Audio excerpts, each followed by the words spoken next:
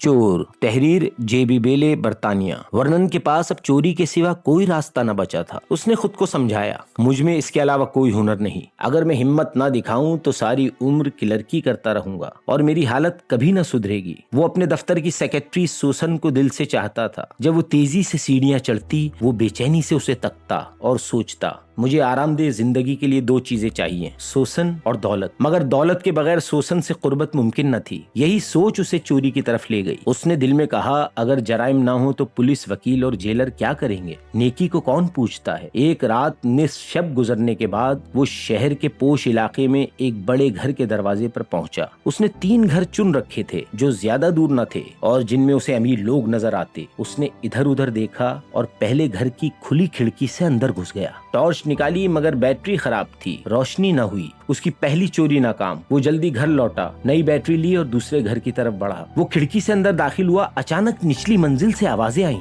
वो ठिठक कर सुनने लगा। घर में रोशनी न थी, सारा इलाका अंधेरे में डूबा था। उसने हिम्मत की, टॉर्च जलाई और खुद को एक छोटे से सोने के कमरे में पाया जहां बिस्तर पर कोटों और टोपियों का ढेर लगा था। अचानक दरवाजा खुला और एक औरत की आवाज गूंजी, अच्छा आप अपना कोट ढूंढ रहे हैं? ये तकरीब के बीच बिजली जाने से क्या मुसीबत हुई?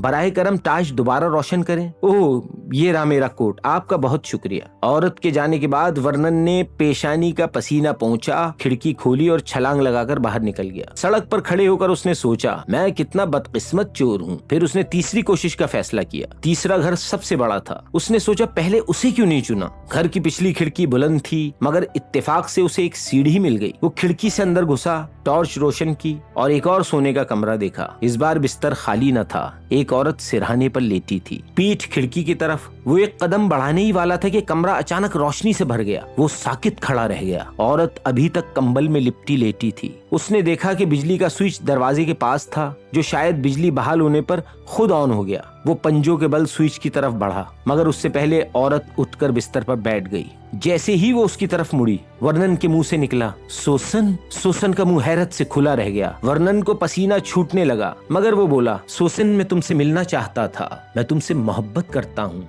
मगर हिम्मत न कर सका। खुदा के लिए बत्ती बुझाओ और चुप रहो। सूसन ने सरगोशी में कहा, कोई सुन लेगा क्या? वर्नन की आवाज भर्राई। मैंने कहा कोई सुन लेगा।